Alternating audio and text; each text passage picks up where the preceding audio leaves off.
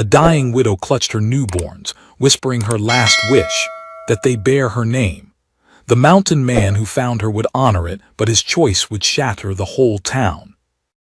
The storm had not yet broken when Thomas Hale heard the cries. They carried through the pines, high and desperate, echoing between the slopes like the voice of someone calling from the grave itself. He swung down from his horse without hesitation, boots crunching into the half-frozen earth, and he followed the sound through the dark woods until his hand pushed aside the low branches and revealed a scene that stole his breath. A woman lay in the snow, her face pale with the color of death pressing against her skin, her body curled around two tiny bundles wrapped in torn cloth. Her lips trembled as she tried to raise her head, her eyes locking on him with a kind of pleading that pierced straight into his soul. "Please," she gasped, her breath barely more than smoke in the cold air. "I won't see them grow up. Name them after me." The words broke in half as though every syllable was a wound, and she reached a trembling hand toward him before it fell limp against the ground. Thomas knelt beside her, tearing his coat free from his shoulders to shield the infants from the bitter air.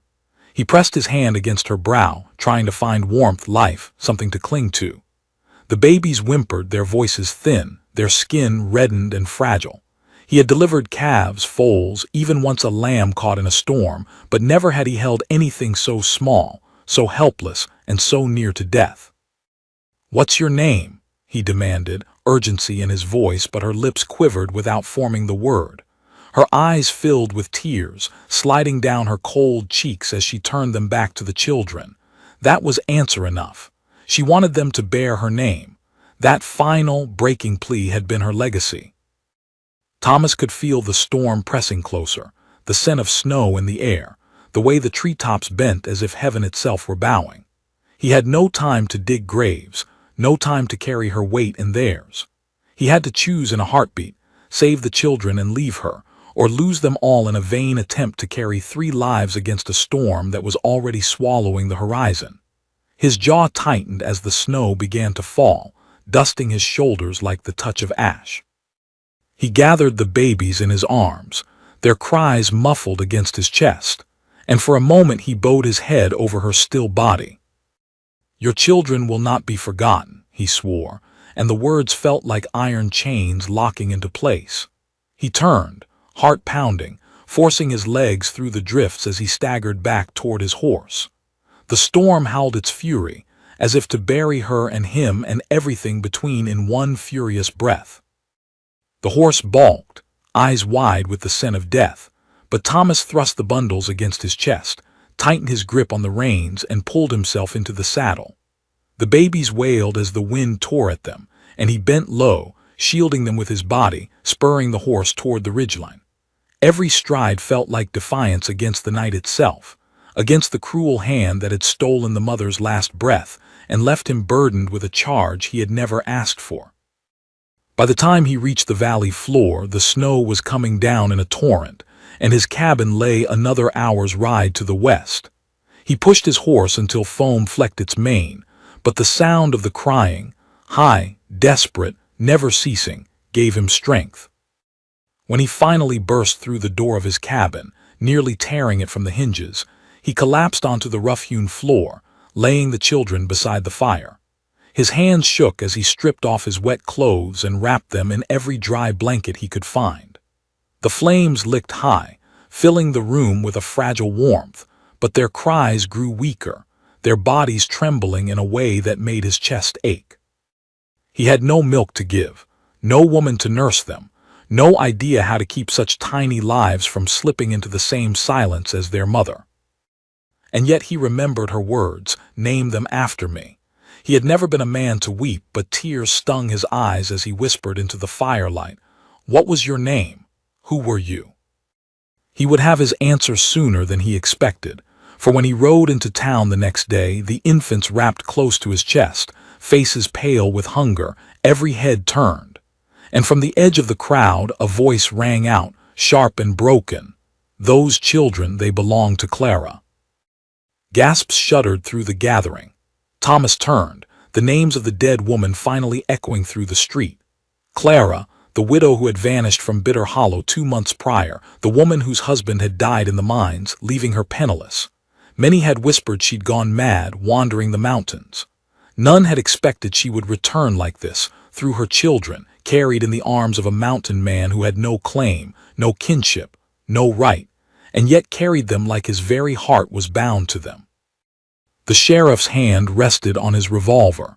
The pastor bowed his head, lips moving in silent prayer, and the town waited, breath held, for Thomas Hale to speak. But when he opened his mouth, the words he gave shook them more than anything they had expected. The weight of every eye pressed on Thomas Hale as he stood in the middle of Bitter Hollow's main street, the cries of the two newborns slicing through the silence. He had never been a man to speak often, much less with the whole town staring at him, but he knew there was no hiding now. Their suspicion, their judgment, their hunger for answers, all of it gnawed at him as surely as the storm had the night before. "They're hers," Thomas said, his voice steady though his chest burned. "Clara's. I found her." His throat tightened, and the memory of her hand reaching toward him, pleading for her children, cut through him like the edge of a blade. He swallowed hard and finished. "She's gone. I buried her where she fell." The murmur spread like wildfire through the gathered townsfolk, disbelief mingling with the raw shock of loss. Some lowered their heads, others covered their mouths with trembling hands. Clara had been a widow, but she had also been theirs, one of the few who'd stayed when others fled the harsh mountain winters. She had scrubbed floors for pennies, sewed clothes until her hands bled, and gone without meals so her neighbors' children might eat.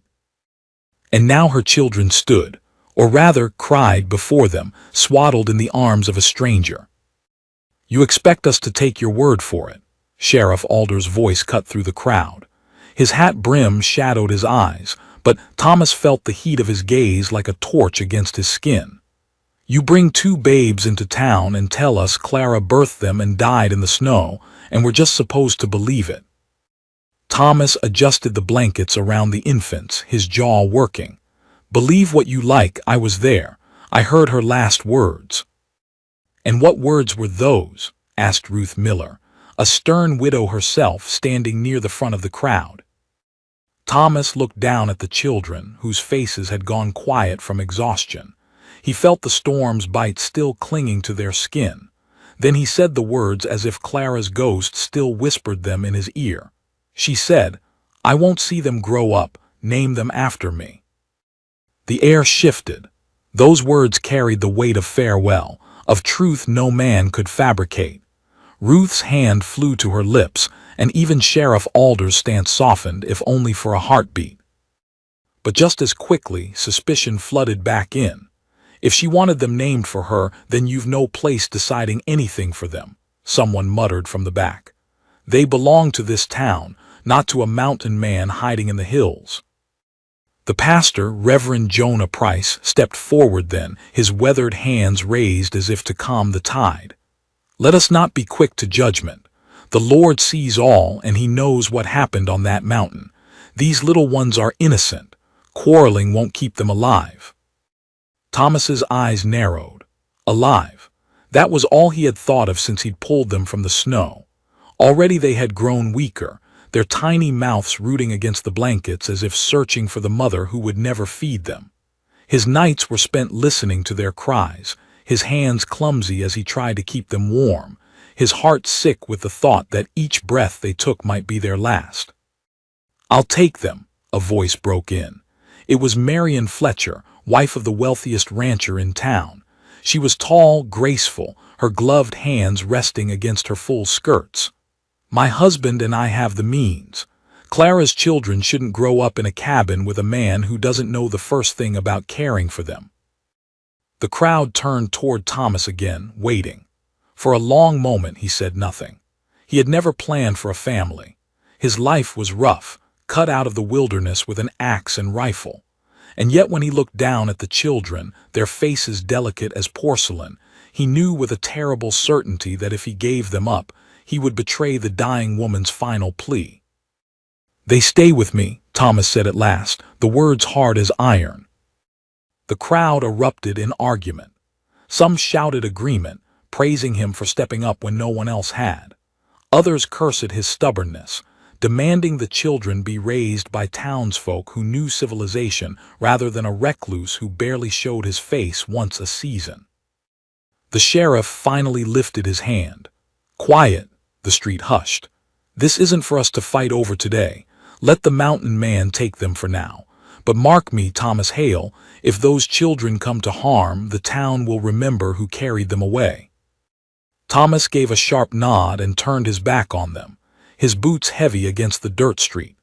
The cries of the infants echoed in his ears as he mounted his horse and rode back toward the mountains, leaving behind a town split in judgment and heavy with whispers. That night by the fire, Thomas tried to feed the children a mixture of warm cow's milk in a rag. It dribbled down their cheeks, most of it wasted, but a little made it into their mouths. They whimpered weakly, their eyes closing, bodies curling into one another for warmth. He sat there through the long hours, fighting the terror that gripped him each time their breathing slowed, each time the fire dimmed, each time his own exhaustion threatened to drag him under. At one point he drifted off. When he woke, the cabin was cold, the fire burned low, and silence filled the room. His heart lurched as he scrambled to the bundles on the floor. He pressed his ear close, hands trembling. Then, faint but real, he heard it, the soft, shallow breath of life. Both were still alive, though barely. "Don't leave me too," he whispered, though he wasn't sure if he was speaking to them, to Clara, or to God himself. His throat burned, his eyes stung, and his hands shook as he fed the fire until it blazed bright again. He knew then that if they were to survive, he couldn't do it alone. And yet who could he trust in town? Marion Fletcher wanted them for herself. Others thought he was unfit. Still, there was one woman he remembered, Hannah Parker, a widow herself who had taken in strays before. If anyone could help, it was her. The next morning he wrapped the children and rode to her homestead. She opened the door with suspicion, but when she saw the infants, her stern features broke into shock. She ushered him in, scolding him for his clumsy attempts at feeding them. Within minutes, she had prepared a proper mix, coaxing them to drink. Their tiny bodies relaxed, their cries softened, and Thomas felt a weight lift from his chest he hadn't realized he carried. "You did right to bring them here," Hannah said, though her tone carried warning. "But Thomas, what you've taken on, it will break you if you're not careful." He looked at the children, their eyes fluttering shut against the warmth of Hannah's hearth. "Then let it break me," he said quietly. "I made her a promise." And outside, unseen in the shadows beyond Hannah's window, a figure listened. A man with narrowed eyes and clenched fists, whose voice would soon stir the whole town into a storm fiercer than the one that had buried Clara. The man in the shadows stood motionless, his breath fogging against the cold morning air as he watched through Hannah Parker's window. His name was Curtis Fletcher, husband to Marion, son of the wealthiest cattle baron in Bitter Hollow, and a man who had long believed that what the Fletchers desired was theirs by right. His wife's words in the street had not been spoken idly. They wanted Clara's children, not out of compassion, but because the presence of orphans in their household would polish the shine on their family's reputation. And Curtis, ever eager to expand his power, would see it done no matter the cost. He turned away from the window, his boots crunching against the frozen earth as he mounted his horse. In his mind, the image of Thomas Hale holding those children burned like a brand, a reclusive mountain man raising Clara's offspring. To Curtis, it was an insult. By nightfall, half the town would know Thomas was already seeking help in secret, proof to Curtis that the man was unfit for such responsibility. Inside Hannah's cabin, Thomas had no idea of the danger circling closer. He sat stiffly by the hearth, watching as Hannah cradled one of the infants with the natural ease of a woman who had soothed countless little ones. She coaxed the child to drink, murmuring softly, while the other slept curled against a folded quilt. For the first time since that stormy night, Thomas allowed himself to breathe without fear of the silence that followed. "You'll need more than visits to me," Hannah said gently. "They need milk, they need steady care. I can help, but you'll have to learn. These babes can't live on stubbornness alone. Thomas's jaw tightened, though not from pride. He knew she was right. He leaned forward, calloused hands pressed together. "Teach me, whatever it takes." Her expression softened. Hannah was not a woman easily moved, but she recognized something raw in Thomas's voice, a vow forged in grief. She nodded slowly. "Then you'll come each morning. I'll show you what I know. But Thomas, you should be ready. The town won't leave this alone. There are whispers already." He looked at the children. Their tiny chests rose and fell, each breath a fragile miracle. Let them whisper. They weren't there when she begged me. That night Thomas returned to his mountain cabin. The fire glowed warmly, but his mind raced with Hannah's warning. He knew the truth of her words. Bitter Hollow was a town that thrived on rumors, and rumors about babies left behind by a dying widow were bound to multiply like weeds. He tucked the children close and whispered into the dark, "I'll keep you safe." I swore it. But the next morning, as he rode back into town, the stares were sharper, the whispers louder. He could feel them, barbed and unrelenting, as though the whole settlement had decided to judge him in silence. "Did you hear?" he claims Clara asked him. "Reckon he just wants them for himself. A wild man like that, those babes won't last the winter." He kept his head high, refusing to answer, but inside each word stung. He tethered his horse outside Hannah's home and stepped through her door to find her already preparing fresh milk. The children stirred at the scent, their faint cries easing as she fed them. For a while, the world felt quiet, almost bearable. But outside, Curtis Fletcher was already spreading his poison. He gathered men in the saloon, buying rounds of whiskey and leaning close with the easy grin of a man who knew how to twist others to his will. "You've seen him," Curtis said, voice dripping with disdain. "A mountain hermit living half wild, thinking he can raise Clara's children. It's a disgrace. They should be with decent folk, people like us who can provide." The men grumbled agreement. Some nodded reluctantly, others more eagerly. Curtis leaned back, smug. "The town's got to decide. Will we let a recluse claim them, or will we put them in proper hands?" By evening, the talk had spread like wildfire. The church bell rang, calling a meeting, and Thomas found himself standing once more in the center of Bitter Hollow, the children swaddled tightly against his chest. The townsfolk gathered, their faces set with unease, curiosity, or outright hostility. Reverend Jonah Price raised his hands. "Brothers and sisters, we gather because Clara's children are ours to protect. Let us speak, let us pray, and let us decide rightly." Marian Fletcher stepped forward first, her face serene, her voice carefully woven with false humility. "Clara was a dear friend. She would want her children raised in a home of stability and love. My husband and I can give them that." A murmur of approval swept through the crowd. Marian's fine clothes and practiced tone painted a picture of prosperity. But before Thomas could speak, Ruth Miller's stern voice cut in. "And what of the mountain man who carried them down from the storm? Without him, they'd be lying cold beside Clara's grave. Doesn't that count for something?" The crowd faltered, torn. Thomas stepped forward, his voice low but firm. "I made her a promise. Her last breath was for them. She begged me to name them after her. You can take everything else from me, but you won't take that." The square fell into silence. His words hung heavy, echoing like a prayer, but Curtis's face hardened and he spat on the ground. "Promises don't feed babies. Promises don't keep them alive."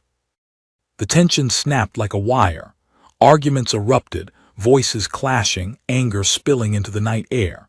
Some demanded the children stay with Thomas, honoring Clara's last wish. Others shouted they should go to the Fletchers, or even be divided among different families. The chaos roared until Reverend Price rang the church bell again, silencing them. "We'll settle this in 3 days' time," the Reverend declared. "We'll pray, we'll judge, and we'll vote. Until then, Thomas keeps them." The crowd dispersed, uneasy, whispers rising again like smoke after fire. Thomas turned and walked away, the children clutched tightly against him. their warmth the only thing anchoring him against the storm of voices. That night he didn't sleep. He sat by the fire, staring at the flames as the babies dozed, their breathing soft and steady. The weight of what lay ahead crushed him. 3 days. 3 days until the town decided their fate. He had faced blizzards, wolves, starvation, but never had he faced something so unbearable, the thought of losing the very lives he had sworn to protect. And somewhere in that silence the children stirred. One opened her eyes, dark, glistening, fragile, and for a fleeting moment Thomas swore he saw Clara's gaze staring back at him. It shook him to his core. He whispered into the firelight, "I won't let them take you, not while I breathe." But outside, in the dark pines beyond his cabin, Curtis Fletcher and 2 men watched from a distance, and Curtis's voice was like the hiss of a snake. 3 days is too long. By then, the town might take his side. We'll act before then. We'll have those children, one way or another. The night after the church meeting pressed down heavier than the storm that had claimed Clara's last breath. Thomas Hale barely moved from the fireside, his eyes locked on the 2 small bundles resting against the quilts he had laid with near reverence. Every snap of the fire made him flinch. Every gust of wind outside made him rise and check the door latch. He was no fool. He knew Curtis Fletcher's kind. Men who smiled with one hand extended while the other clenched a knife behind their back. The children breathed shallow but steady, their tiny fists twitching in their sleep. He sat forward, elbows on his knees, staring into the flames. He had never asked for this, never thought his life would be bound to 2 helpless souls, but Clara's last plea had carved itself into him. He could almost still hear it, "Name them after me." A vow unspoken but unbreakable. As the firelight flickered across his face, the sound came. A distant crunch, snow under boots. His head jerked toward the window. The horse outside gave a low whinny, uneasy. Thomas's hand went to the rifle by the hearth. Slowly, deliberately, he rose, every movement silent as a predator's. He leaned near the window, and in the sliver of moonlight he caught the faint silhouette of men moving through the trees. They were here, Fletcher's men. His jaw tightened, heart pounding steady as a drum. He moved back to the fire, scooped the babies into the crook of his arm, and pulled the quilt around them. With the other hand, he hefted the rifle, cocking it with a sound loud enough to echo in the cabin. Whoever was outside would know he was ready. The knock came, sharp and mocking. "Open up, Hale," Curtis's voice called. "We're here for what ain't yours." Thomas's teeth clenched. He laid the children back in their crib, careful not to wake them, then leveled the rifle toward the door. "They're asleep," he growled. "Best leave before I wake them, and you." The men outside laughed, the sound harsh against the still night. "You think you can keep him? You're half-wild yourself. The town will take him from you come morning, so why not save yourself the trouble?" Thomas stepped closer to the door, pressing the barrel against the wood as though the rifle itself might pierce their arrogance. "Because I gave her my word, and because they're breathing right now thanks to me, not you." For a moment, silence. Then Curtis's voice again, colder now. "3 days until the vote, Hale, but I don't plan to wait. You'll slip, and when you do, they'll be mine." Their footsteps crunched as they retreated, swallowed by the trees. But Thomas knew it was no victory. They would be back. The next morning, Thomas saddled his horse, the baby strapped against his chest beneath his heavy coat, and rode hard into town. He could feel their shallow breaths against him, their tiny hearts fluttering like trapped birds. He went straight to Hannah Parker's home, pounding on the door until she opened it with alarm. "They came," he said breathlessly. "In the night, Fletcher and his men." Her face hardened, eyes narrowing with fury. She reached out, taking one of the infants from him, her hands gentle but firm. "They'll stop at nothing. You mustn't be alone up there, not with them." Thomas shook his head. "I won't let them drive me from my cabin. That mountain-'s kept me alive all these years, it'll keep them too, but I need help. You said you'd teach me faster." Hannah studied him for a long moment, then nodded. "You'll stay here today. Watch, learn." And so he did. For hours, Thomas sat by the hearth as Hannah worked.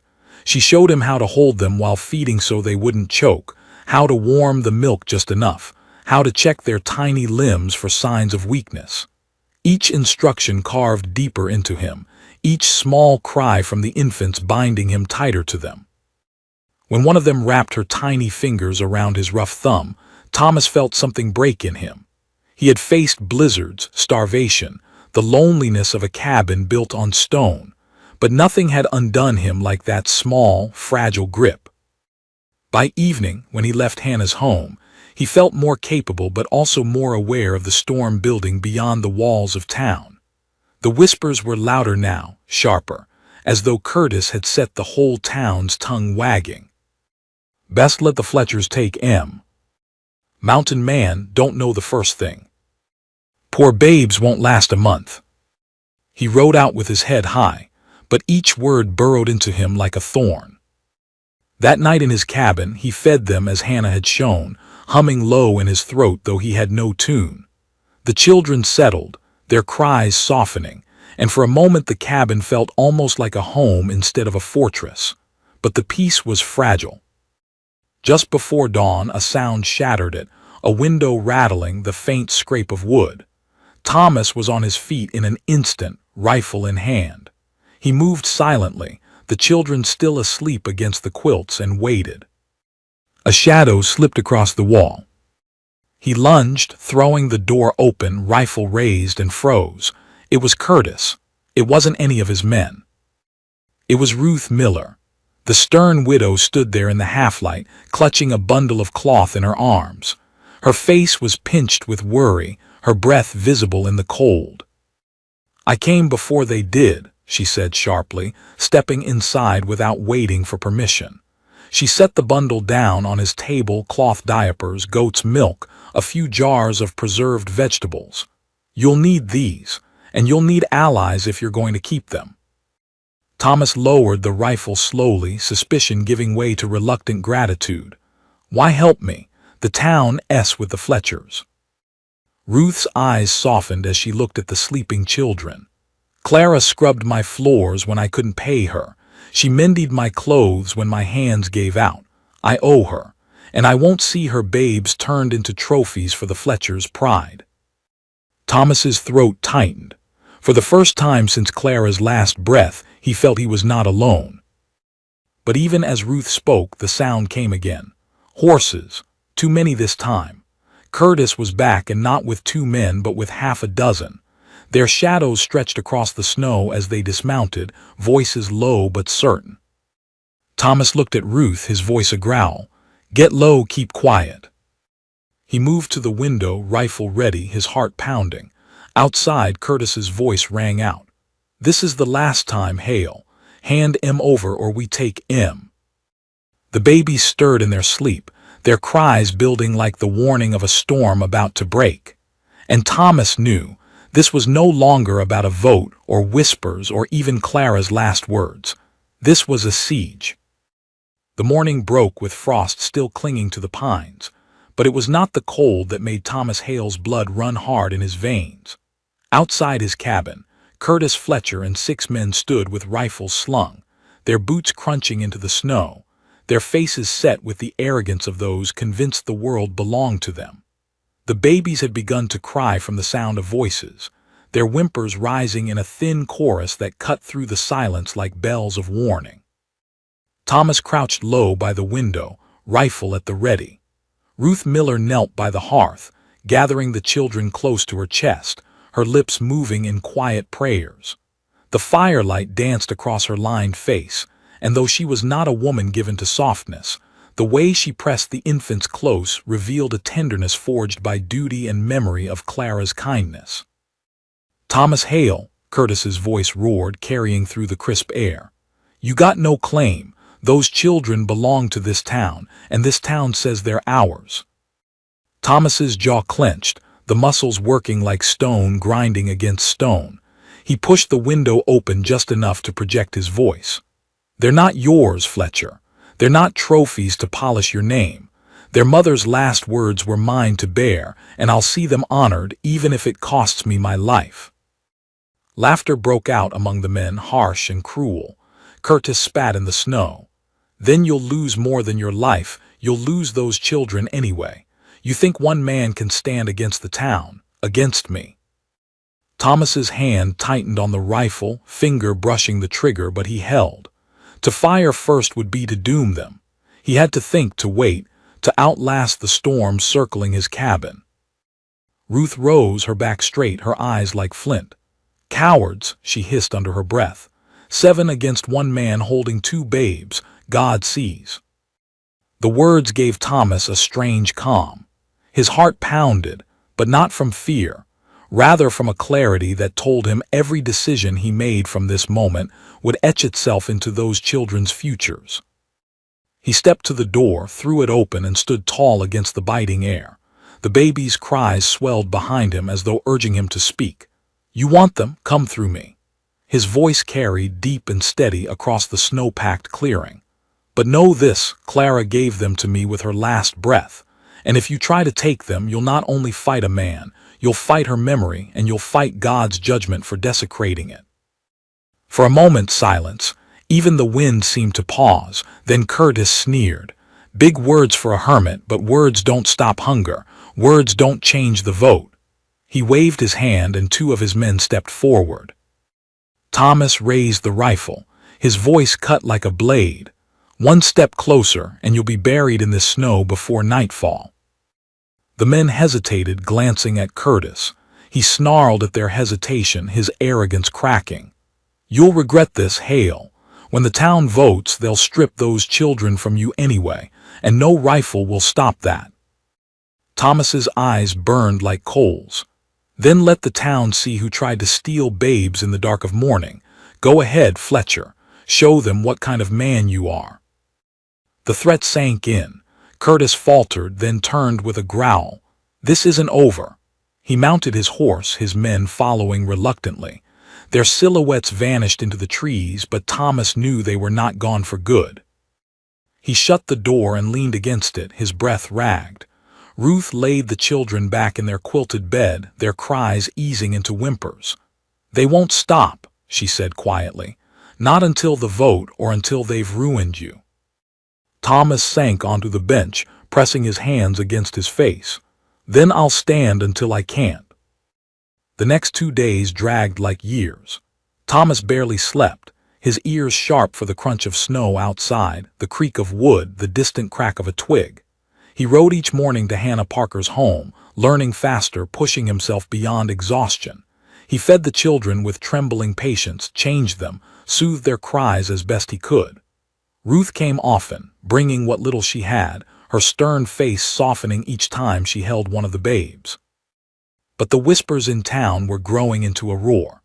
Curtis Fletcher moved like a storm through Bitter Hollow, fanning doubts, buying loyalty with whiskey and promises. Marion Fletcher smiled sweetly in the church pews, whispering of a nursery already prepared, of tutors, of a life of comfort the children would never know with a mountain man. The tide was turning. Reverend Jonah Price called for prayer meetings, urging the town to set aside pride and vengeance, but even his words could not drown the murmurs. The town was a cauldron ready to boil over, and everyone knew it would spill on the 3rd day, when the vote was cast. That night, the eve of the vote, the mountain storm returned. Snow fell heavy, the wind howling like wolves across the ridges. Thomas sat by the fire, the children cradled against him, their breaths shallow but steady. Ruth sat across from him, her eyes on the flames. "You should know," she said at last, her voice low. "The Fletchers won't wait for a fair vote. They'll do whatever it takes to have their way." Thomas's eyes narrowed. "Then I'll meet them head on." But Ruth shook her head. "You're one man. They'll paint you as dangerous, as unfit, and the town may believe them." Thomas looked down at the children. Their tiny faces glowed in the firelight, fragile as the first buds of spring against snow. His chest tightened. He had lived alone for so long, never imagining his heart could be split open by 2 helpless souls. And yet here he was, ready to bleed for them, ready to fight an entire town if he had to. As the storm raged, a knock came at the door. Both Thomas and Ruth tensed. He rose slowly, rifle in hand, and opened it a crack. It was Reverend Jonah, his face pale from the cold, his beard stiff with frost. He stepped inside quickly, shutting out the wind. His eyes fell to the children, softening with grief and awe. "I came to warn you," he said, voice urgent. "Curtis means to sway the vote with lies. He's telling folk you took Clara by force, that the babes aren't even hers." Ruth gasped, "Blasphemy." Jonah nodded gravely. "He'll stop at nothing, but Thomas, I believe you. And tomorrow I'll stand before the whole town and say so, but you must be ready when he strikes, he'll strike with venom." Thomas met his gaze, fire burning in his chest. "Then let him come, I'll not back down." The Reverend laid a hand on his shoulder. "Hold fast, for Clara's sake, for theirs." He looked to the children, his eyes glistening. "And may God's truth cut through their lies." The storm roared outside, the cabin trembling beneath its fury. Inside, Thomas sat once more by the fire, the weight of the children in his arms, the echo of Clara's last plea in his ears. The vote was tomorrow. Everything would break by then. And outside, unseen through the swirling snow, Curtis Fletcher rode with 3 men, carrying more than threats this time. He carried proof he had manufactured, letters forged, witnesses bribed, lies sharp enough to cut through truth itself. The storm had not yet lifted when dawn broke on the day of the vote. Bitter Hollow lay blanketed in white, the roofs sagging under snow, the trees bent low as though the mountains themselves bowed their heads in anticipation. Bells rang from the church, their hollow clang echoing across the valley, calling the town to gather. Inside his cabin, Thomas Hale pulled his coat tight around his shoulders, his jaw clenched as he secured the children in the thickest blankets he had. Their cheeks were pink, their breaths shallow but steady. Ruth Miller stood beside him, fastening her shawl with determined hands. She had insisted on coming with him. "You'll not face them alone," she said. Thomas nodded once, grateful though words stuck in his throat. He lifted the children, swaddled close against his chest, and stepped out into the cutting wind. The ride into town was slow, the snow deep, each hoofball muffled, but with every step his resolve hardened. Clara's last words echoed in his head, as if carried on the very wind. "Name them after me." When he reached the square, nearly the whole town had already gathered. The church doors stood open, light spilling onto the snow. Inside, benches were filled, whispers bouncing from wall to wall. At the front stood Curtis Fletcher, tall and smug, his wife Marion at his side, dressed in somber black as though she were a widow herself. Sheriff Alder raised a hand. "Quiet, quiet now. We're here for the matter of Clara's children. A vote will decide who takes them in. Each man and woman of age may speak." Thomas stepped forward, the children's cries beginning to stir at the sudden silence. His boots echoed against the wooden floor as he walked down the aisle, the crowd parting reluctantly. Whispers followed him, some pitying, some sharp with scorn. He ignored them all, walking with the steady weight of his vow.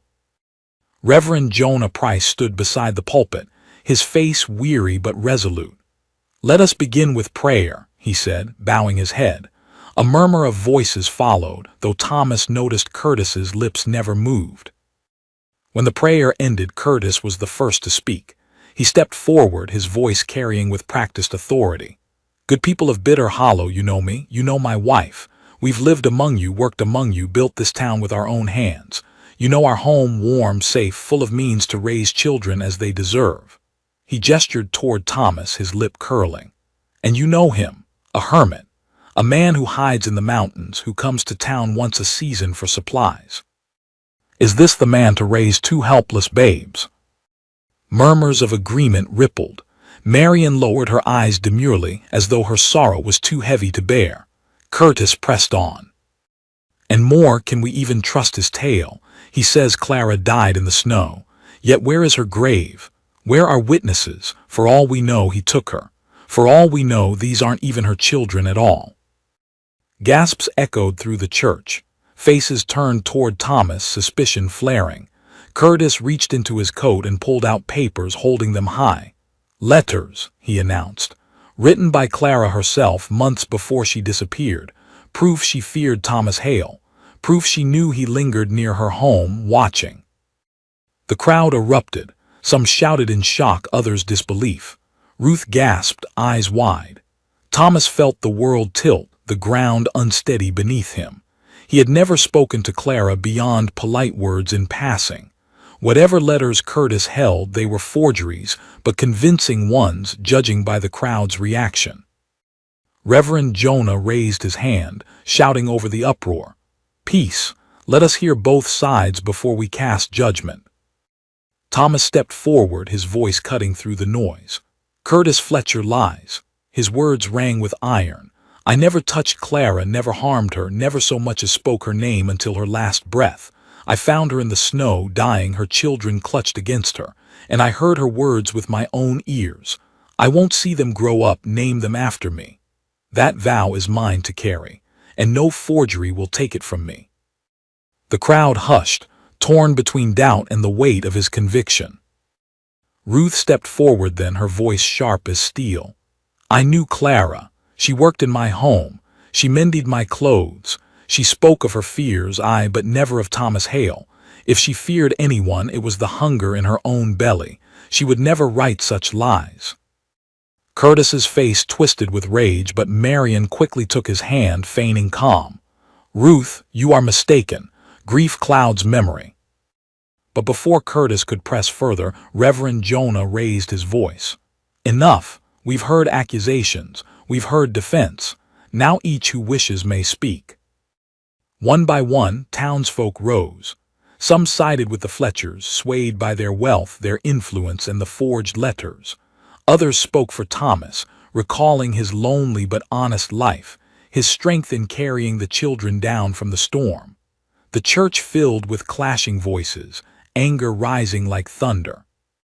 At last, Sheriff Alder raised his hand. "We've heard enough. The vote will be cast. All in favor of the Fletchers raising Clara's children, step to the left. All in favor of Thomas Hale to the right." The crowd shifted. Feet scuffed against the wooden floor. Families whispered hurriedly before moving. The left side swelled with numbers, the Fletchers' wealth-buying loyalty. The right grew too, but smaller, quieter, bolstered by Ruth, Hannah, and a scattering of others. Thomas stood tall, the children clutched to his chest, his side thin but unyielding. Curtis smirked, his numbers clearly greater. Sheriff Alder counted, his face grave. Then he turned to the room. "The majority stands with the Fletchers." A cheer rose from Curtis's side. Marion pressed a hand to her chest, feigning tears of relief. Thomas felt the air leave his lungs, his arms tightening around the children. Their cries rose, piercing, as though they sensed what was being decided. But before Curtis could step forward to claim them, Reverend Jonah's voice thundered, "Wait." The church fell silent. Jonah stepped into the aisle, his eyes blazing. "A vote may speak for numbers, but numbers do not always speak for God's truth. And I tell you now, those letters are lies." He turned, his finger stabbing toward Curtis. "I know Clara's hand. I baptized her children. I counseled her when her husband died. And those letters, those strokes, are not hers. They are forged. And Curtis Fletcher, I will answer before God himself if I am wrong." Gasps broke through the crowd. Curtis's face flushed red, veins standing at his temple. "You dare." "I do dare," Jonah thundered. "Because this is not about wealth or reputation. It is about two souls entrusted to the care of this town. And Thomas Hale, who risked the storm to carry them down, who heard their mother's last plea, is the only man among us who has bled for them already." The crowd wavered, doubt flooding faces once sure. Murmurs grew louder, suspicion shifting like a tide. Some who had stepped left began edging back, uncertainty gnawing at them. Curtis's fury boiled over. "This is theft," he shouted, his hand darting to the pistol at his hip. Gasps erupted. Marion cried out, clutching his arm, but Curtis shoved her aside. He raised the pistol, pointing it straight at Thomas. The children wailed, their cries high and desperate. Thomas's body turned instinctively, shielding them with his frame. His rifle hung on his back, out of reach, and for a moment it seemed death would fall before justice had a chance to speak. But then a shot rang out, not from Curtis's pistol but from the rear of the church. The weapon clattered from Curtis's hand, his arm jerking back with a cry. Smoke curled from Ruth Miller's pistol, her hand steady as stone. "You'll not make orphans of them twice," she said, her voice carrying like judgment itself. The church erupted into chaos, shouts, cries, men rushing to subdue Curtis as Marion screamed. The children cried harder, clinging to Thomas's chest as he held them, his heart hammering. And in the storm of confusion, one truth settled like iron. The fight was no longer about votes. It was about survival. The church was bedlam. Shouts collided with the children's cries, boots stamped against the floor, and hands clawed to seize Curtis Fletcher as he raged like a beast cornered. The pistol lay on the floor where Ruth's shot had knocked it free, its smoke still curling upward like the ghost of Clara herself condemning the lie. Curtis struggled against the men holding him, his face twisted with fury, spittle flying from his lips as he bellowed. "They're mine, mine by right." "No," Ruth answered from where she stood, her pistol steady, her hands as unshaking as her faith. "They were Clara's, and Thomas Hale alone honored her last breath." Reverend Jonah forced his way to the pulpit, his voice booming through the church. "Enough!" His hand slammed down on the wood with such force the sound cut through the chaos like a bell. "This house will not become a battleground for greed." Slowly the uproar dimmed, though Curtis still seethed, his chest heaving like a tethered bull. Sheriff Alder stepped forward then, his revolver drawn and pointed at Curtis's chest. "Fletcher, you've gone too far. Draw a gun in God's house, threaten a man holding babes. You've hung yourself before the town without need of rope." But Marion Fletcher wailed, throwing herself at her husband's side. "He only wanted what was best for them, don't you see? Thomas can't raise them alone." Her voice cracked, the carefully spun mask of poise falling to reveal desperation.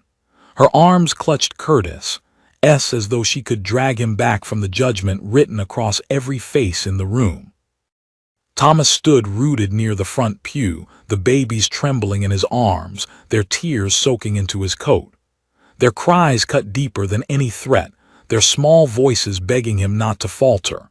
He looked at them, fragile, helpless, everything Clara had left behind, and then he looked at the town, at the doubt and fear painted across their faces. "My life's not worth more than theirs," Thomas said, his voice low but heavy with truth. "If you strip them from me, if you give them to those who lie, then Clara's plea dies with her. I won't stand by while her memory is desecrated." The weight of his words pressed into every corner of the church. Even those who had doubted him shifted uneasily, unwilling to meet his eyes. Reverend Jonah raised a trembling hand and spoke once more. "The vote is broken. The deceit of letters, the threat of violence. God has shown the truth in his own way. These children were given into Thomas Hale's arms by Providence, and Providence has made it clear they are not to be taken from him." Gasps rippled. Curtis roared in protest, lunging forward until Alder and two other men forced him to his knees. His fury turned to wild laughter, sharp and unhinged. "You think you've won, Hale? You think the town will stand for this? Those babes will starve in your care, and when they do, it'll be on your head." Thomas's eyes burned as he glared down at him. "If they live or die, it'll be because I gave everything to keep them breathing. That's more than you ever planned." The sheriff shoved Curtis to his feet and marched him out, Marion trailing behind, her face pale and streaked with tears. The crowd remained, shaken and uncertain but no longer roaring. Ruth lowered her pistol, her hands finally trembling now that the danger had passed.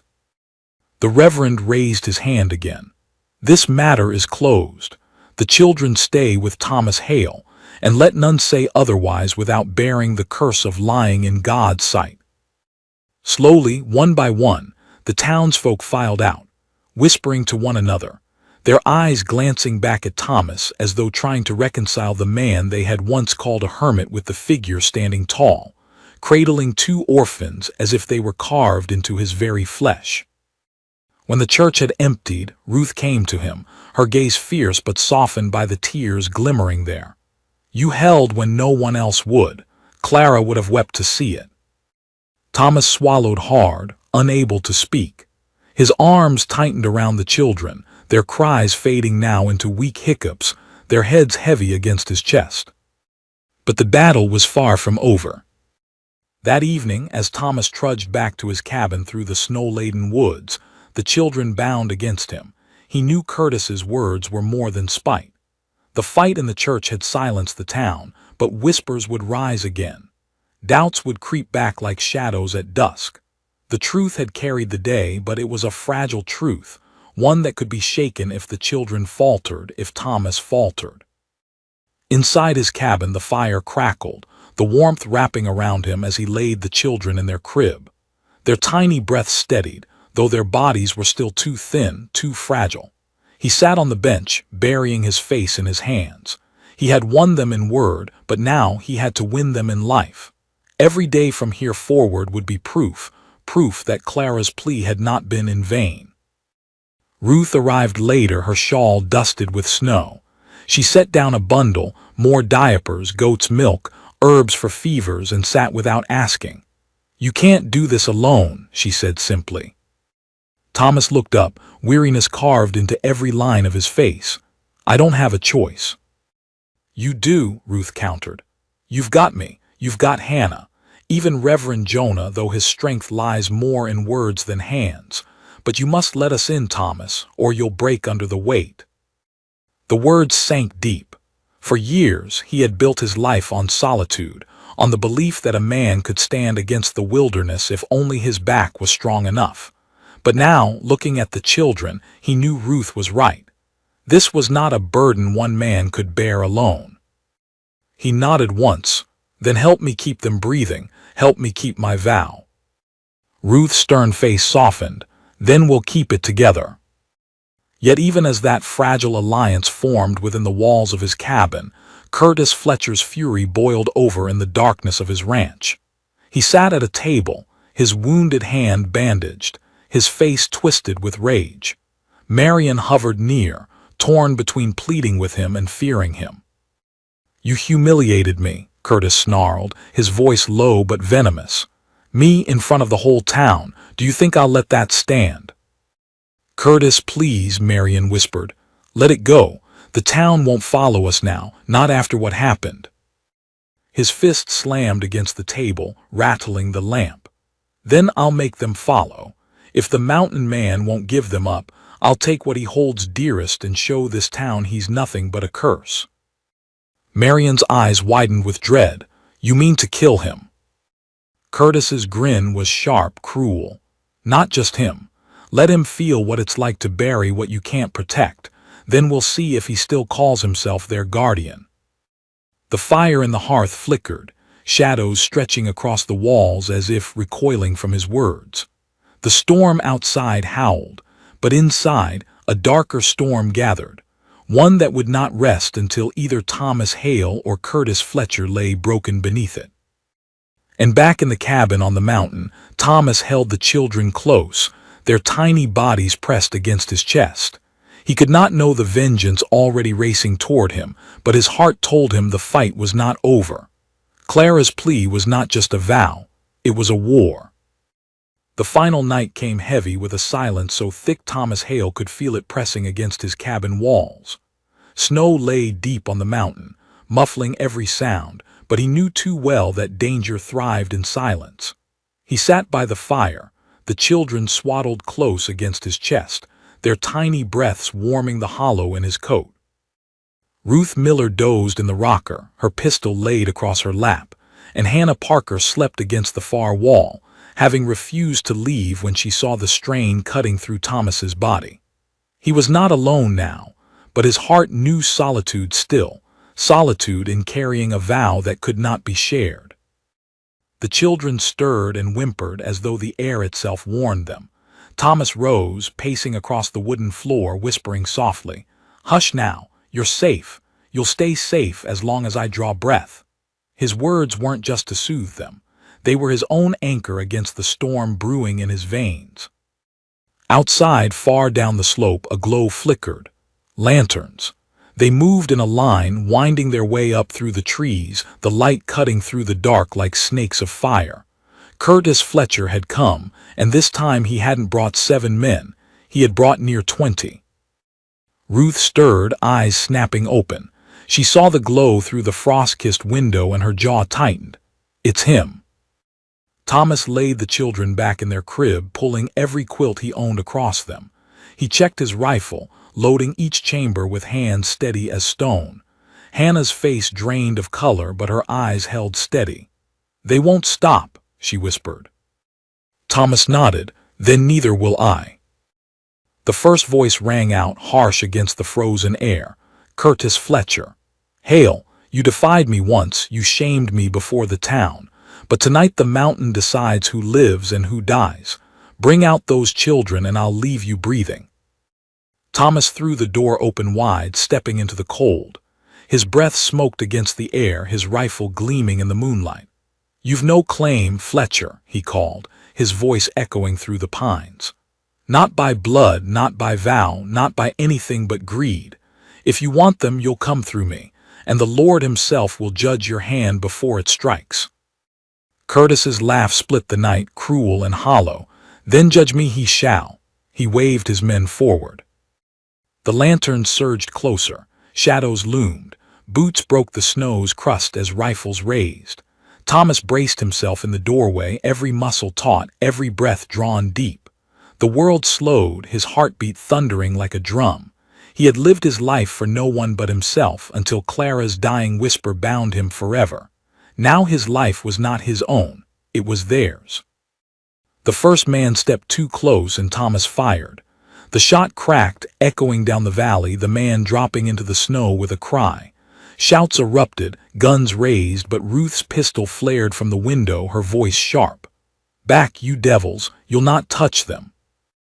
Chaos broke. Smoke filled the air as rifles thundered, sparks leaping from muzzles. Men fell, others dove behind trees. Hannah scrambled to reload rifles, her trembling hands steadying with each desperate movement. Thomas stood in the doorway, unyielding, each shot he fired measured, every breath a vow. But Curtis pressed forward, ducking between trees, his eyes fixed on the cabin. He shouted over the din, his voice raw with rage. "You can't keep them, Hale. They'll never live under your hand." Another volley split the air.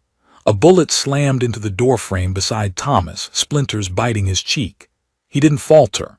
He sighted down the barrel, but before he fired, the children's cries pierced through the cabin walls. Their tiny voices rose above the chaos, high and desperate, pulling at every soul who heard. The men faltered. Some lowered their rifles, guilt etching across their faces. They were fathers, brothers, men who had heard infants cry in their own homes. Ruth's voice thundered from the window. "You hear them? That's Clara's blood crying out. You dare spill it twice." Curtis screamed, his fury wild.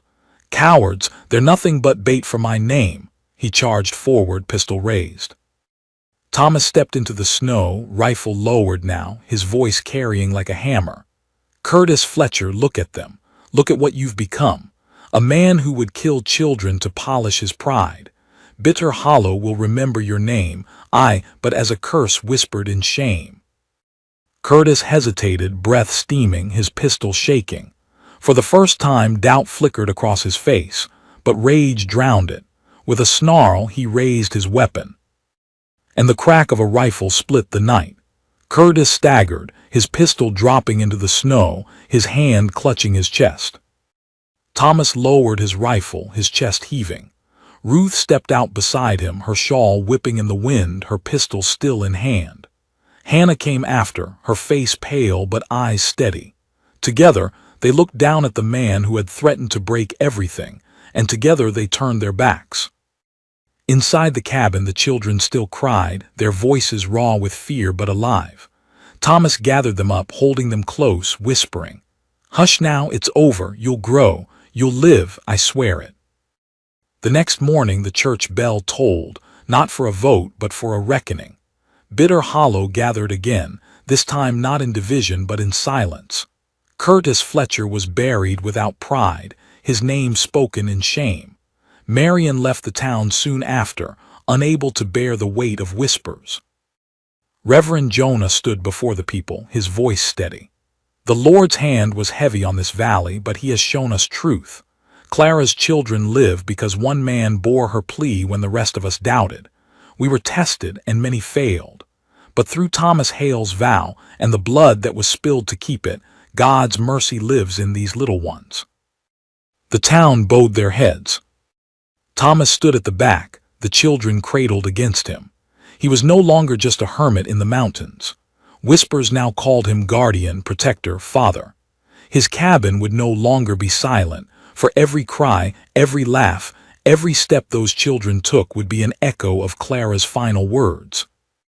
That night, as snow fell soft across the pines, Thomas sat by the fire, the children resting against him, Ruth and Hannah nearby. He whispered into the flames, voice low but certain. "You'll see them grow, Clara. Through me, you'll see it. And their names will carry you just as their lives carry me." And for the first time, the mountain man smiled. Not with ease, not with joy unshaken, but with the quiet triumph of a man who had been broken open, only to find himself made whole by the very weight that threatened to crush him. The mountain had tested him, the town had doubted him, but in the end Clara's children lived, and through them her name lived also.